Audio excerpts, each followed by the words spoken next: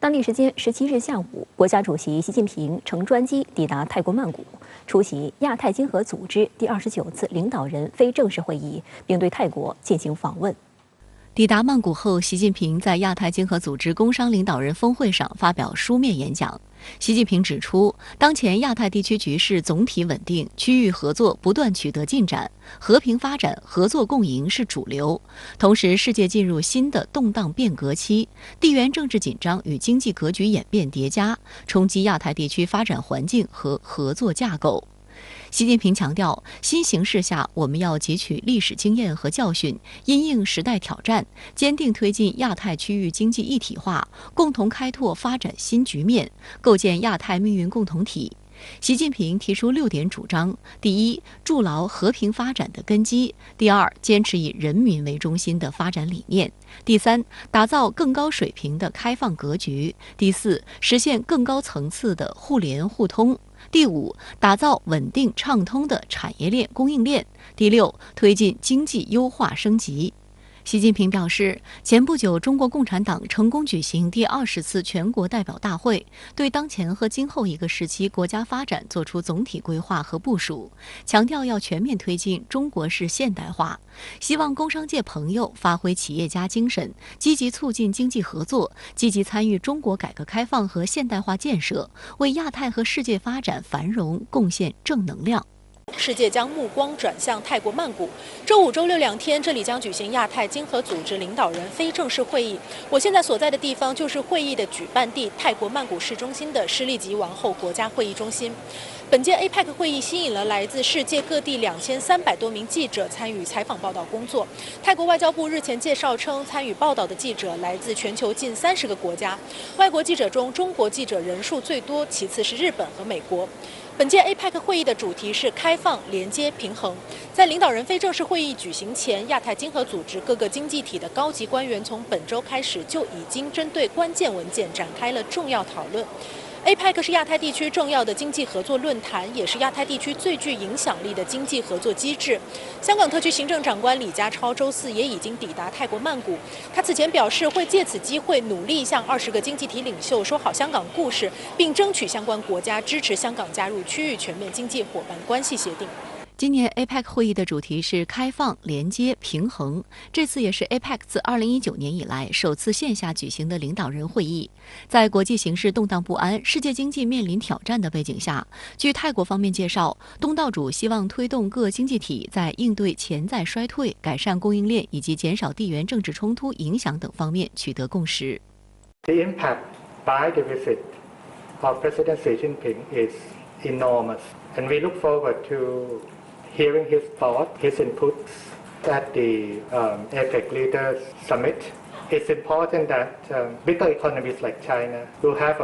a role in the conversation that we are going to have during the course of the two-day discussion. 作为中共20大后新一轮元首外交的重要举措，习近平将出席本次领导人非正式会议，并发表重要讲话，阐述中方关于深化亚太合作、促进地区和全球经济增长的重大主张。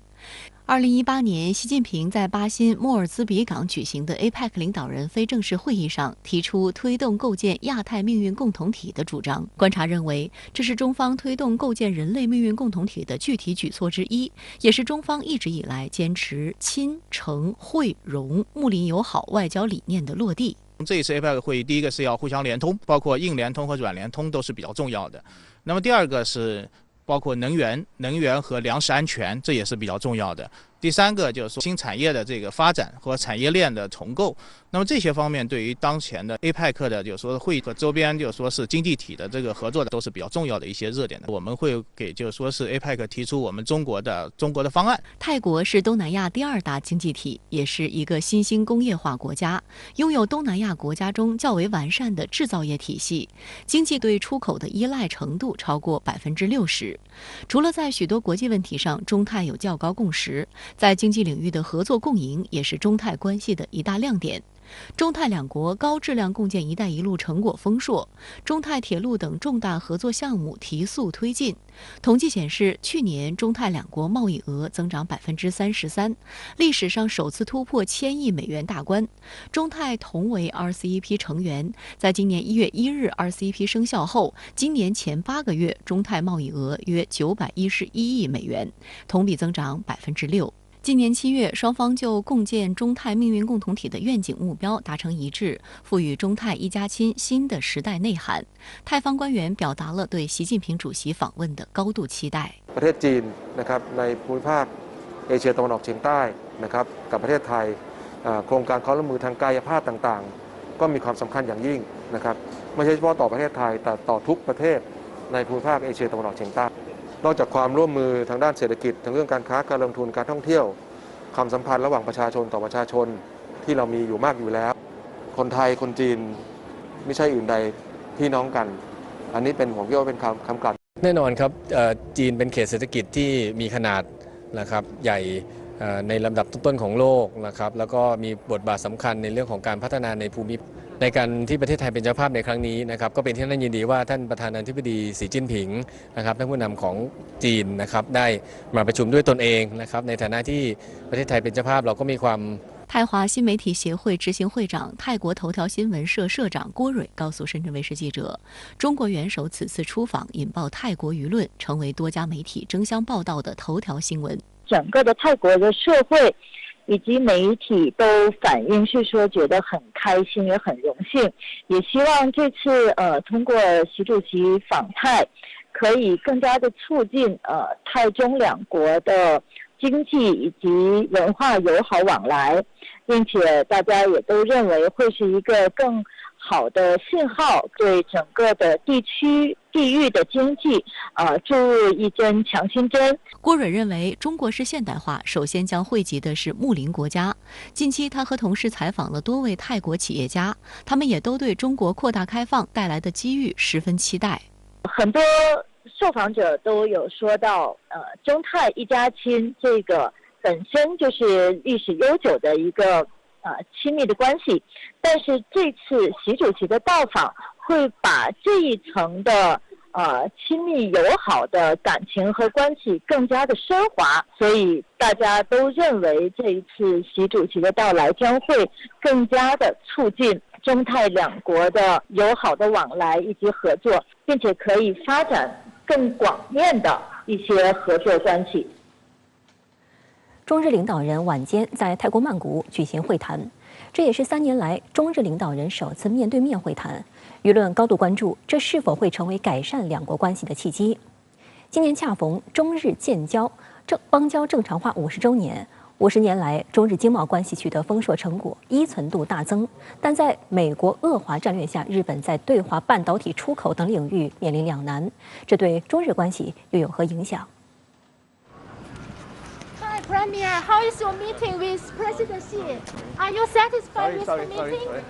Sorry. 当地时间11月17号晚，国家主席习近平在泰国曼谷中国代表团驻地会见日本首相岸田文雄。日本首相岸田文雄的车队当地时间大约6点半抵达中方驻地酒店，车队离开呢是在7点半，也就是说，从车队抵达到车队离开大约是1个小时的时间。我们注意到呢，这是中日领导人近3年来第一次面对面的正式会晤。日方在会面前曾多次表示要构建建设性、稳定的双边关系。 日本共同社报道称，这是中日领导人约3年来首次面对面会谈。今年是中日邦交正常化50周年。9月时，两国领导人互致贺电。岸田希望构筑建设性且稳定的日中关系。值得注意的是，美国推行的印太战略被日方视为国家正常化的机遇。日方追随美方在涉台等敏感领域小动作不断，还不断增加防卫费，多次联合美军在西太大搞联合演习，均对中日关系产生负面影响。今年9月，驻日本大使孔铉佑在人民日报大使随笔栏目发文指出，50年前周恩来总理提出的言必信，行必果和田中角荣首相回应的信为万事之本，充分表明相互理解和信任对发展中日友好的极端重要性。对于历史问题、台湾问题等涉及中日关系根本的重大原则问题，不能有丝毫含糊，更不容动摇倒退。日方应重信守诺，做到不逾矩、不越线，确保中日关系不折腾、不倒退。一个中国原则事关中日关系政治根基和基本信义，没有任何模糊地带，必须切实得到尊重和遵守。那通过这次两国领导人的直接的这样的见面，大家关心的一些核心问题，未来的中日关系到底怎么样走、往前推进，是一次非常好的直接交流、交换意见的这样一个机会，也可以说是在中日关系处于一个非常这样一个就是说关键的历史的这样一个关头两国领导人首次这样一个线下的一个交流，所以它的这个现实意义是非常这个重要的。复旦大学日本研究中心副研究员王广涛分析称，在安倍晋三执政后期，中日两国围绕构建契合新时代要求的中日关系达成重要共识。安倍辞职后，相继接任首相的菅义伟和岸田文雄也承认这一共识。虽然日方这几年屡有破坏中日关系氛围的言行，但中方对日政策具有战略定力和较好的连续性。相较而言，日本的对华政策则表现出明显的善变，这种善变又被有意无意地置于中美战略竞争框架下，增加了中日关系的不确定性。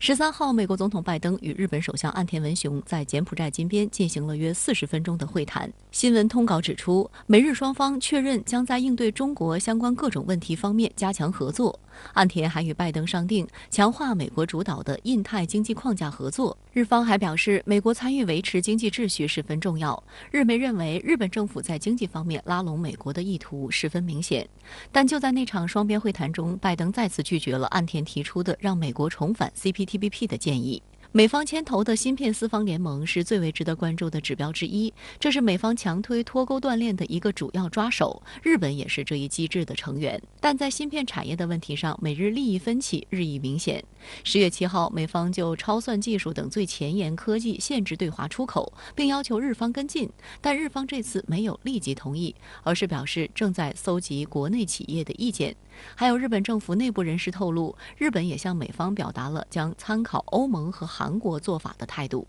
分析指出，这明显是岸田政府的托词。其实，日本半导体产业界早已对芯片四方联盟深感不安，因为日本企业高度依赖中国的半导体产业链。实际上，日本企业占据了原材料的主要市场以及部分芯片制造设备及芯片制造市场，而中国则是电子终端产品的全球最大生产国。离开这一产业链，日本企业将陷入经营困难。日本对华半导体出口增长强劲。据日本财务省的统计，2021年下半年，该国的半导体相关出口额增至约4.5万亿日元，约合人民币2300亿元，与该国传统拳头产品汽车的出口体量相当。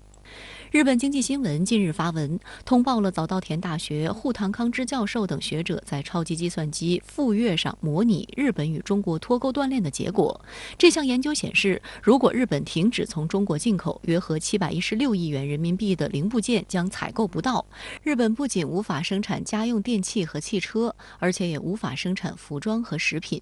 约合2.7万亿元人民币的 GDP 将消失，这相当于日本每年国内生产总值10%的金额化为泡影。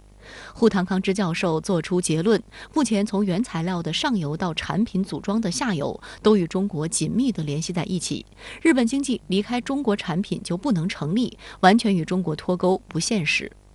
那么日本呢，就是在这个美国的压力下，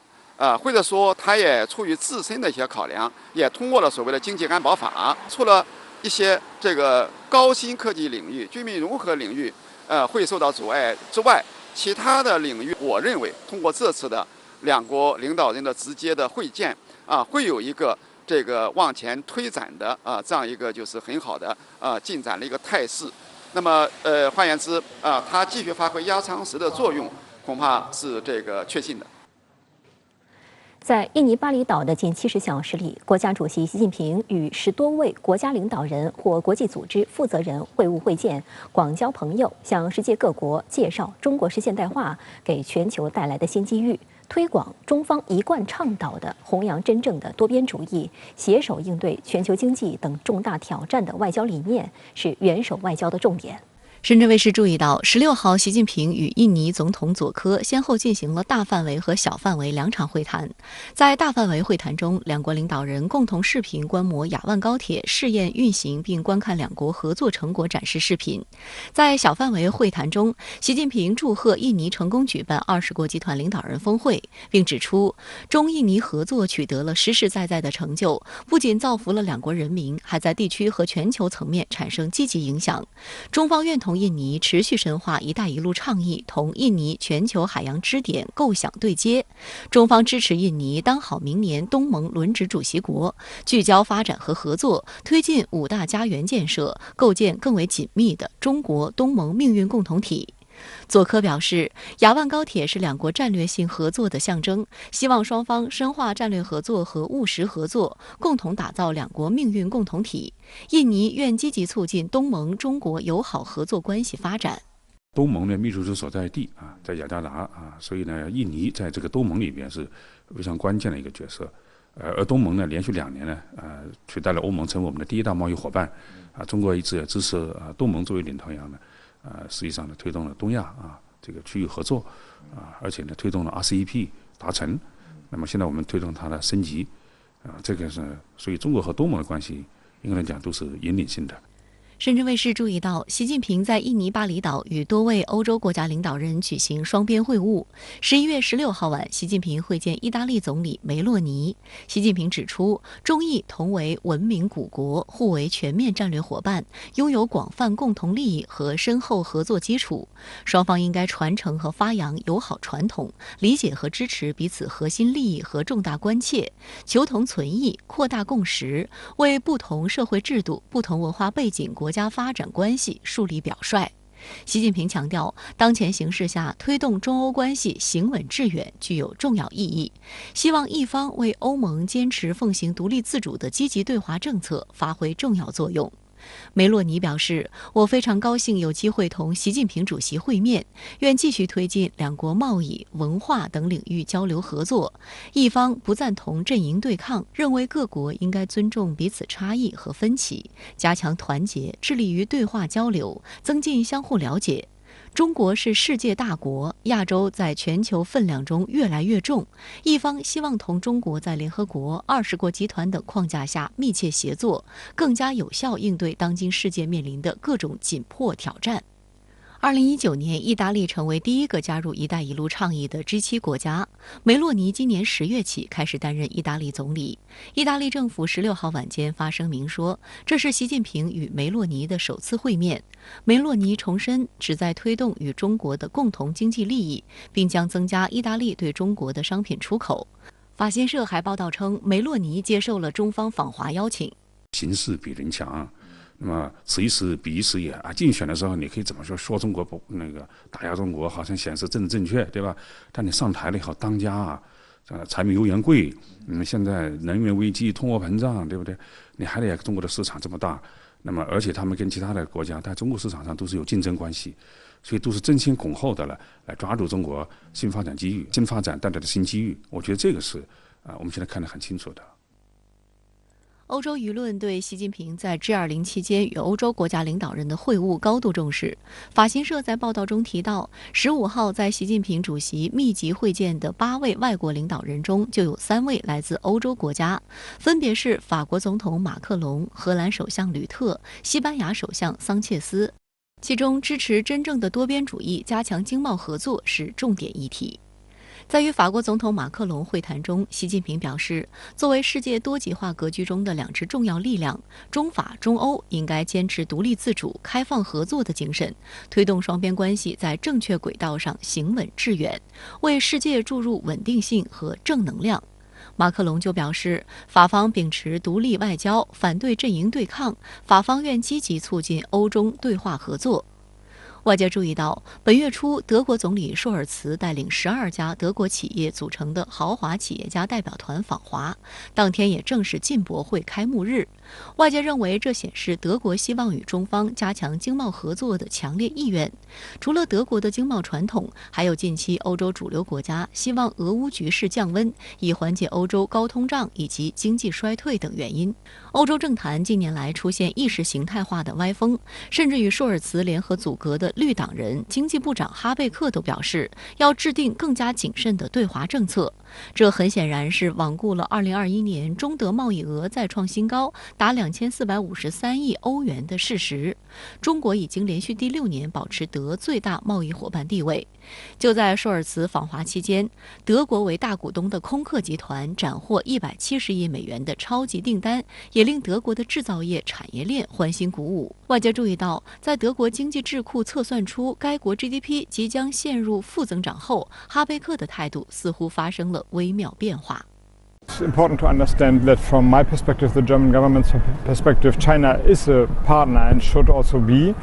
for the future. And we are an open market society. There's nothing wrong with companies from China to invest in Germany and German companies to invest in China. 其实早在几个月前，美国多位高官就造访欧洲，多次强调所谓欧盟依赖中国的危害，明里暗里都要求欧盟与中国进行脱钩。欧盟委员会也就这一问题进行了数次讨论，但是德法两国这2个欧洲经济的火车头并没有跟风起舞。观察指，在经济全球化遭遇逆风、鼓吹脱钩的非理性声音抬头的背景下，舒尔茨的访华释放了明确反对脱钩、继续加强中德经贸合作的积极信号。而此次马克龙在与习近平主席的会谈中，也明确表示秉持独立外交、反对阵营对抗的立场，这都为中欧坚持走互利合作的正道、提振中欧关系的信心注入动力。欧洲跟中国还是有巨大的互补合作的空间的。如果没有跟中国的合作不仅是它经济问题很难解决，俄乌冲突实际上它现在也是个困局，各个方面有求于中国。中国当然也非常重视欧洲的关系。相关话题来连线特约评论员管瑶。管先生您好。国家主席习近平在 APEC 工商峰会发表书面讲话，那么管先生您对此有何特别观察？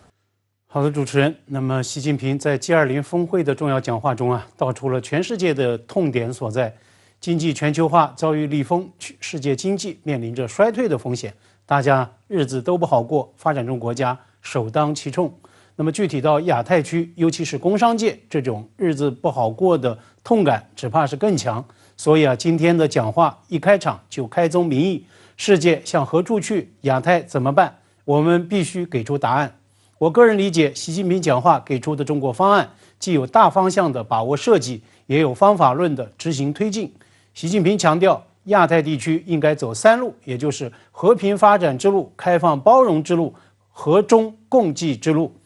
他从大历史的经纬出发，回溯亚太奇迹的核心密码，那就是真正走出冷战阴霾，摆脱阵营对抗、大国争斗。亚太，特别是中小经济体，才步入到奔向现代化的快车道。因而呢，习近平给出的这一大势判断就格外具有说服力与感召力。亚太地区不是谁的后花园，不应该成为大国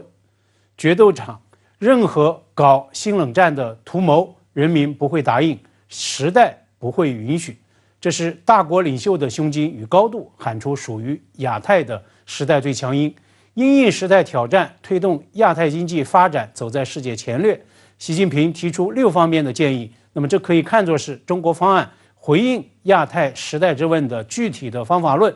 习近平第3点建议，也就是打造高水平开放格局中，明确提到要推进亚太自贸区的进程，推动 RCEP 与 CPTPP 等相互衔接等等。目前在亚太区内有一系列并行或者是次级的经贸协定安排，那么这些个安排如果能够全面衔接、相互促进，亚太高水平开放的格局将会为之一新。但是呢，我也注意到衔接对象并没有提及美方正在推进的所谓印太经济框架。前2天，美国贸易谈判代表戴奇在接受彭博社采访时就宣称说，谈判进展顺利，相关协议有可能在未来2年签署。那么这一框架协议究竟是包容性的安排，又或者只是服务于美国自身战略利益的所谓经贸武器化排他性的工具，是不是真正做到对外衔接兼容，无疑是我们最直观的一个衡量指标。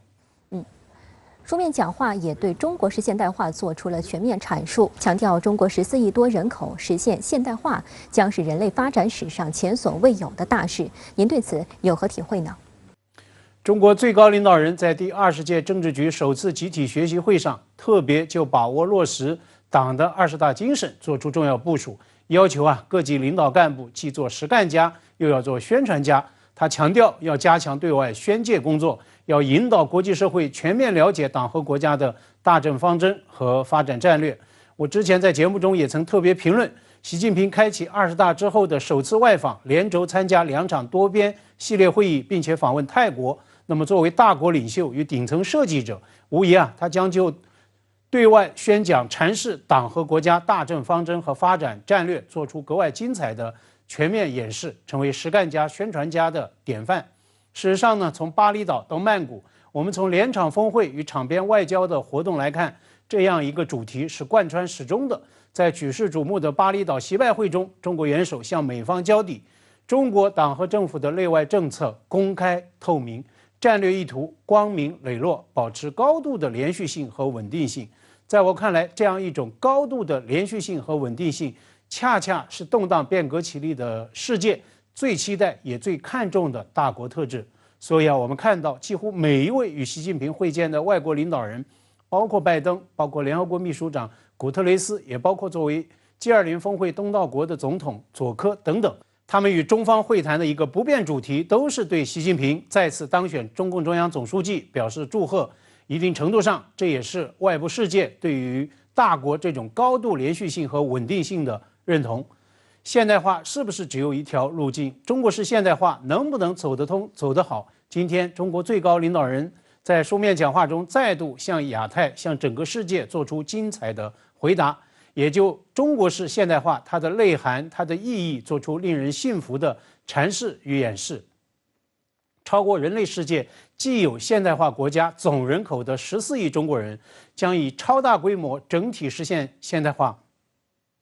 这是人类发展史上前所未有的大事，是值得大书特书的世界发展奇迹。那么对于外部世界而言，这本身就是中国式现代化它的启示所在，也是机遇所在。中国国家主席与日本首相岸田文雄晚间在曼谷会晤，您对这次会晤有何期待呢？这是中日领导人过去3年来的首次面对面会晤。正如香港南华早报网站今天即时新闻的头条所称的，这是场边外交旋风，也就是 Whirlwind of Diplomatic Meetings 的一个延续。那么追随大国领导人的脚步，这股旋风从巴厘岛吹到了曼谷，习近平高访节奏仍然在高强度、高效率的在延续。这也是备受关注的一次双边会晤，日本方面一直在为此在积极准备，甚至在提前进行舆论的准备。此前在参加金边东亚系列峰会期间，日本首相本人就已经做出了相关的表态。3天前，也就是中美元首在巴厘岛举行拜登就任总统之后的首次面对面会晤当天，那么日本的内阁官方长官松野博一就已经预告了这次会见，并且强调岸田将会关注习拜会的内容，希望构筑建设性而且稳定的日中关系。那么对于习拜会的核心内容，岸田有 get 到吗？中国元首明确告知拜登，台湾问题是中国国家核心利益中的核心，是中美关系政治基础中的基础，是第一条不可逾越的红线。那么在我看来，对台湾问题核心基础与第一条红线的3重定位，同样适用于中日关系。日本前首相安倍生命最后阶段，也是最富争议的一个言论，已经构成了对日中关系的一个最大毒害，那就是鼓动所谓台海有事及日本有事，也是日美同盟有事。昨天联合国秘书长古特雷斯在巴厘岛会见习近平时就重申，联合国坚定支持一个中国原则，一个中国原则是不可触碰的红线，必须得到尊重。这呢，就是整个国际社会在台湾问题上的最大的公约数，是中方强调的那第一条的红线。今天，外交部发言人毛宁在回应记者就这次会晤的中方期待提问时就回答说，今年是两国邦交正常化50周年，希望双方能够坚持和平友好，深化互利合作，妥善管控分歧，共同致力构建契合新时代要求的中日关系。那么岸田呢，他也多次表态，努力加速构建有建设性的、稳定的日中关系很重要。那么要妥处中日的分歧，为亚洲两个最大经济体的双边关系注入稳定性、建设性。日方必须在中日关系的第一条红线问题上做出明确的响应与承诺。好的，谢谢管先生在线与我们分享您的观点，谢谢。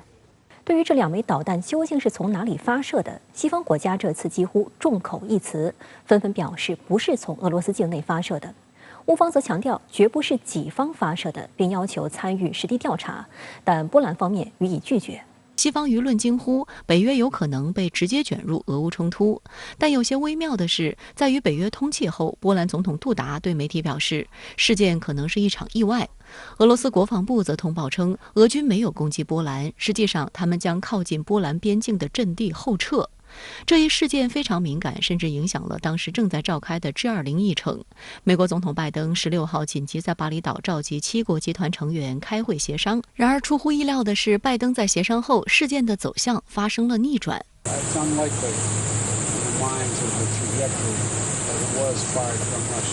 拜登这一定调改变了波兰边境村庄遭导弹袭击事件的性质。分析认为，这显示美国没有采信乌克兰提供的证据，反而推动北约和7国集团不再纠缠此事，选择大事化小，小事化了。世界大战就完全取决于大国关系的这种理性、自治、克制等。因此，我们看在处理波兰导弹坠落事件上，那么显然，华盛顿和这个莫斯科之间，他们之间在这个处理这个问题上有共识。也就是避免事态的升级和失控。16号中午，波兰总理莫拉维茨基还在波兰国家电视台的转播中宣布，波兰放弃动用北大西洋公约第4条款关于紧急磋商的计划。他还呼吁波兰人保持冷静。Apeluję do wszystkich Polaków, aby zachować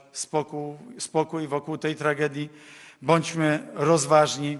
nie dajmy sobą manipulować。北约秘书长斯托尔滕贝格也强调，北约正在调查事件，并倾向于认为这不是蓄意攻击行为。初步分析是乌方防空导弹故障导致，但斯托尔滕贝格表示，俄方仍需要为事件负责。据乌军通报，波兰边境村庄遭遇导弹袭击事件当天，该国遭到俄军约100枚导弹的袭击。观察指出，乌军很可能疲于应付，在操作上发生失误。还有一种可能是由 S-300防空导弹本身所造成。这款老式的防空导弹由苏联于上世纪70年代研发，俄乌均有装备。值得一提的是，虽然 S-300防空导弹安装有未抵达目标则自毁的保护装置，但由于年代久远，自毁装置失效的可能性大为提高。虽然美国和北约都否决了俄方攻击波兰的可能性，并强调事件由乌方应付俄军袭击而发生的乌龙事件，但乌克兰方面对北约的态度相当不满。总统泽连斯基在事件发生后多次强调，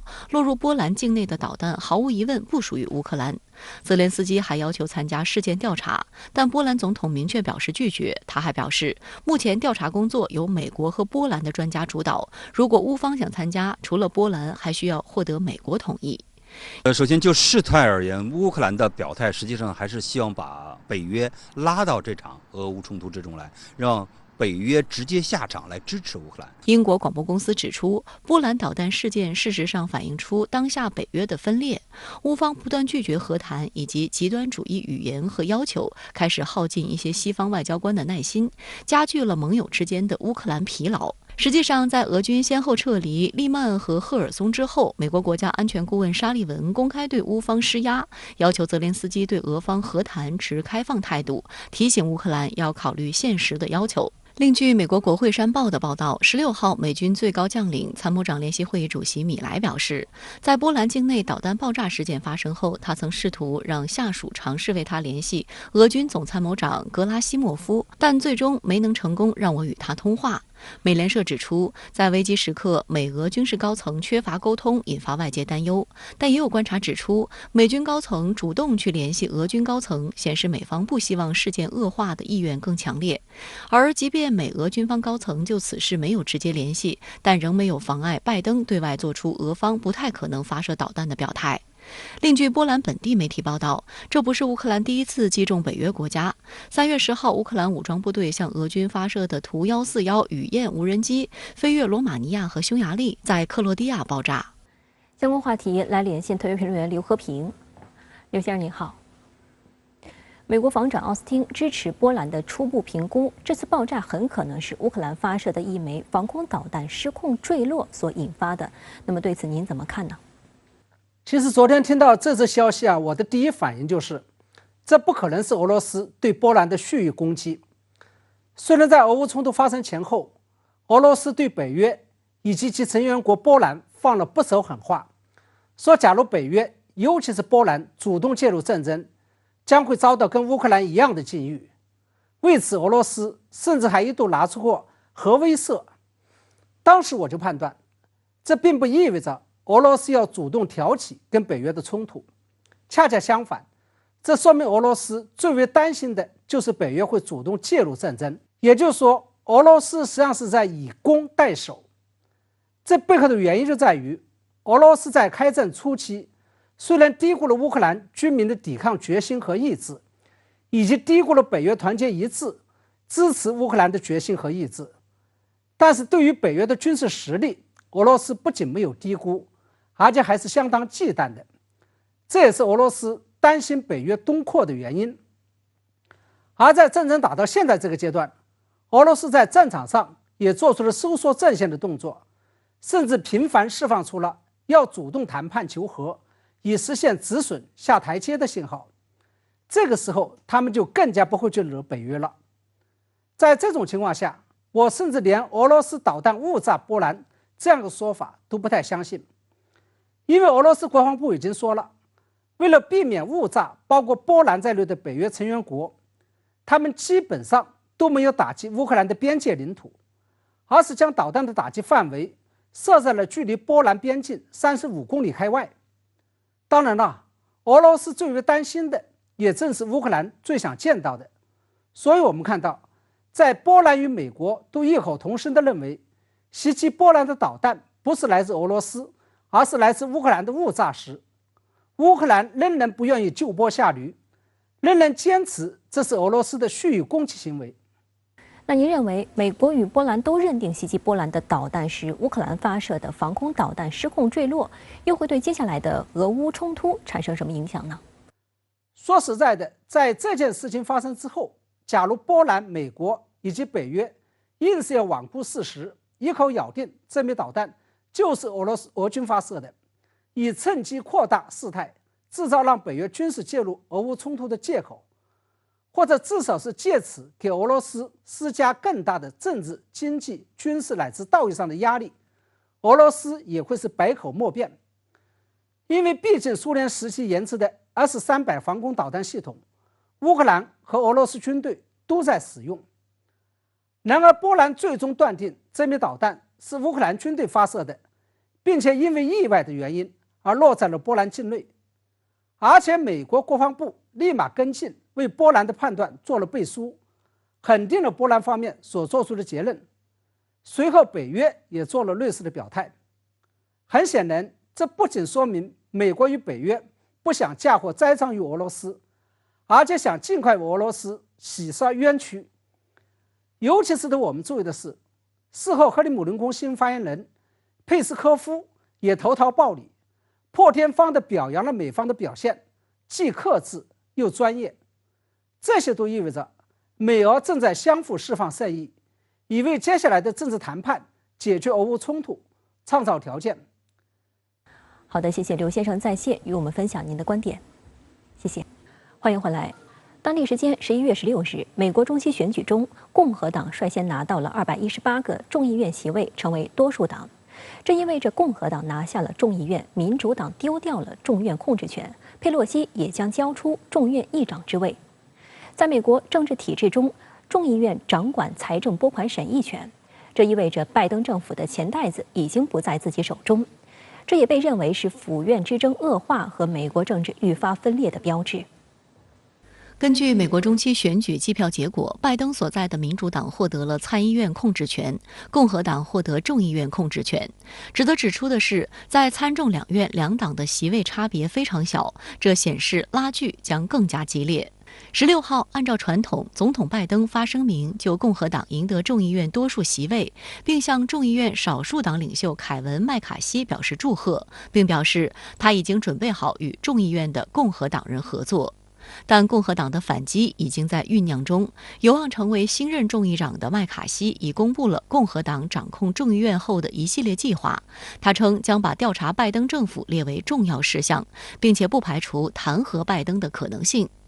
随着时隔4年共和党重夺众议院控制权，众议长也将换人。对于即将失去美国政坛第3号人物的地位，佩洛西否认自己的影响力将随之减弱。But there are all kinds of ways to exert influence. It just, the speaker has awesome power, but I will always have influence. 但佩洛西的死对头特朗普则在15号表示，佩洛西被解雇了。值得一提的是，特朗普当时是举办了一场宣布自己将竞选下届美国总统的造势会。他表示自己是第一个参选2024年美国总统的人。In order to make America great and glorious again, I am tonight announcing my candidacy for President of the United States. 但有分析认为，特朗普是以进为退，因为当其还在总统任期内时，佩洛西发起对他的弹劾调查旷日持久，虽然没有成功，但为他卸任后卷入多宗案件、遭遇司法搜查提供了大批素材。美国舆论也不看好特朗普参选，因为到了2024年，他和现在的拜登一样老。他现在指控拜登的健康问题，到时候也会在自己身上出现。甚至特朗普的女儿伊万卡也在这一问题上反对自己的父亲，他宣布不会加入父亲的总统竞选团队。此外，由于特朗普在中期选举中虽然卖力为许多位候选人站台，但他支持的候选人大多数失败了，被舆论称为选举毒药。实际上，特朗普沦为选举毒药，引发了共和党内的怒火。有多位党内大佬表示拒绝为其提名，甚至在沦为选举毒药后，连金主都抛弃了他。美国《每日邮报》报道称，在特朗普宣布再次竞选美国总统后，在2天内有3名亿万富翁背弃了他。必须指出的是，虽然特朗普本人是公认的富豪，但不用自己的钱参选是美国政治的潜规则。事实上，特朗普沦为选举毒药，还引发党内山头林立。就在特朗普宣布参选的当天，《愿上帝助我》一书出版。这本书的作者是曾经担任特朗普执政时期的好搭档前副总统彭斯。彭斯在书中揭露了自己与特朗普决裂的过程，